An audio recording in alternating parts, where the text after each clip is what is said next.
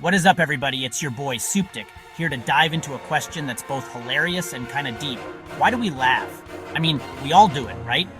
From a good dad joke to a perfectly timed Vine compilation, laughter is like this universal language that connects us all. So, let's get scientific for a hot second. Have you ever wondered what exactly happens in your brain when you laugh? It's not just a simple reaction. It's a complex process that involves multiple regions of your brain working together in harmony. When we laugh, our brains are doing this whole symphony of activity. It's like an orchestra where different sections come together to create a beautiful piece of music. We're talking prefrontal cortex, the limbic system, all firing off like crazy. The prefrontal cortex is involved in cognitive functions and decision-making, while the limbic system is the emotional center of our brain. It's like a party up there, and everyone's invited. Neurons are firing, chemicals are being released, and your brain is lighting up like a Christmas tree. One theory is the relief theory, which basically says that laughter is our brain's way of releasing pent-up tension. Imagine a pressure cooker releasing steam. That's what your brain is doing when you laugh. Like, you ever laugh after a super stressful situation? It's like your brain is saying, finally, we can relax now. That's your brain being like, whew, we made it out alive. It's a natural way to cope with stress and anxiety. Then there's the incongruity theory, which suggests we laugh when we find something unexpected or out of place. This is why jokes often rely on punchlines that catch us off guard. Think about it. A lot of humor comes from surprise, from things that break our expectations. It's that element of surprise that tickles our funny bone. But here's the thing. Laughter isn't just about our brains. It's also deeply social. We laugh more when we're with others than when we're alone. Think about it. Have you ever laughed alone at something you saw online? It feels different, doesn't it? You probably felt a little bit awkward, right? That's because laughter is often a shared experience. It's a way to bond with others and create social connections. That's because laughter is often about connecting with others, sharing a moment. It's a universal language that brings people together, transcending cultural and language barriers. So next time you laugh, remember, it's not just a reaction. It's a complex, social, and deeply human experience. Okay, so imagine this. You're a caveman, just chilling around a fire with your cave buddies. Suddenly, Grog trips over a rock and falls face first into a pile of mammoth dung. Everyone bursts out laughing, including Grog, hopefully. Now, you might think, wow, cavemen were ruthless, and yeah, maybe a little. But this shared laughter, as silly as it seems, was actually crucial for their survival. See, back then, life was tough. Danger lurked around every corner. Laughter helped to diffuse tension, to strengthen social bonds, and to remind everyone that, hey, we're all in this together. Fast forward a few thousand years and not much has changed. We still use laughter to connect, to cope, and to remind each other that even when life throws us curveballs, it's okay to laugh about it sometimes. Ever notice how hard it is to resist laughing when someone else is just cracking up? It's like this invisible force pulling a smile onto your face. Well, science has an explanation for that. Mirror neurons. These little guys in our brains are like the copycats of our nervous system. When we see someone else laughing, our mirror neurons fire as if we're laughing ourselves, making us more likely to join in on the fun. It's like a chain reaction of joy.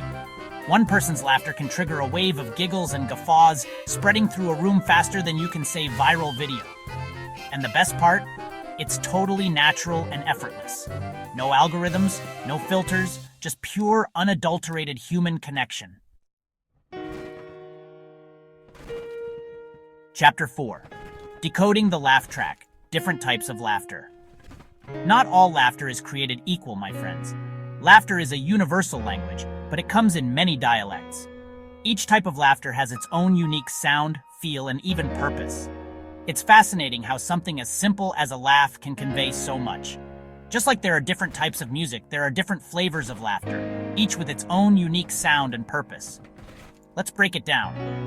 Imagine laughter as a symphony, with each type of laugh being a different instrument, contributing to the overall harmony of human interaction. First up, we've got the classic joyful laughter.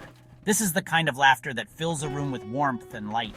It's the laughter that comes from a place of genuine happiness and contentment. This is the real deal, the kind that bubbles up from your toes when something genuinely tickles your funny bone. It's the laughter that makes your eyes crinkle and your sides ache. It's the kind of laugh that you can't help but join in on, even if you don't know what the joke is. It's pure, it's contagious, and it's the sound of pure happiness. This type of laughter is often shared among friends and family, creating bonds and memories that last a lifetime. It's the soundtrack to our happiest moments. Then there's the nervous laughter. This is the laugh that sneaks out when we're feeling a bit on edge. It's not as carefree as joyful laughter, but it serves its own purpose. We've all been there, right? That moment when you're in an awkward situation and you let out a little chuckle, hoping to ease the tension. It's a social tool, a way to navigate uncomfortable moments. That awkward chuckle that escapes our lips when we're feeling uncomfortable or trying to diffuse a tense situation. It's like a pressure valve, releasing a bit of the stress we're feeling. It's like our brain's way of saying, everything's fine. Please don't be mad at me. It's a coping mechanism, a way to signal to others that we're not a threat, even if we're feeling a bit threatened ourselves. And of course, we can't forget about the sarcastic laughter. This is the laugh that comes with a bit of an edge. It's not always about joy or nervousness. Sometimes it's about making a point. This one's a bit more nuanced. It's the kind of laughter that can be both playful and biting depending on the context. It's a way to express irony, skepticism, or even a bit of disdain. It's the laugh we use to express irony, disbelief, or maybe even a little bit of shade. It's a versatile tool in our social toolkit, allowing us to convey complex emotions with just a chuckle. It's the, oh honey, you didn't have laughter. It's a way to communicate that we're in on the joke, that we see through the facade and we're not afraid to call it out. Sarcastic laughter adds a layer of depth to our interactions, making them richer and more textured. Chapter 5. That time laughter saved the day, a Suptic story. So this one time, back when I was filming with the Sugar Pine 7 crew, we were on location for a skit, and things were not going well. We had this grand vision for a hilarious scene, but from the get-go it seemed like the universe had other plans. The location was perfect, but everything else was falling apart. We're talking equipment malfunctions, bad weather, and just about every possible thing that could go wrong. The cameras were acting up, the mics were picking up weird static, and to top it all off, the weather decided to throw a tantrum. It was like a perfect storm of chaos. On top of that, we had creative differences, the whole 9 yards. Everyone had their own idea of how the scene should play out, and no one was willing to budge. Voices were raised, tempers flared, and it felt like we were on the brink of a full-blown argument. The mood was tense, everyone was stressed, and I could feel a major meltdown coming on. It was one of those moments where you could cut the tension with a knife. We were all so invested in making this skit work that the pressure was getting to us. And then, out of nowhere, Sib comes out with this ridiculous joke. It was so unexpected, so out of left field, that it caught everyone off guard. I don't even remember what it was, but it was so stupid, so perfectly timed, that we all just lost it. I don't even remember what it was, but it was so stupid, so perfectly timed, that we all just lost it. We started laughing uncontrollably. It was like a dam had burst, and all the pent-up stress and frustration came pouring out in the form of laughter.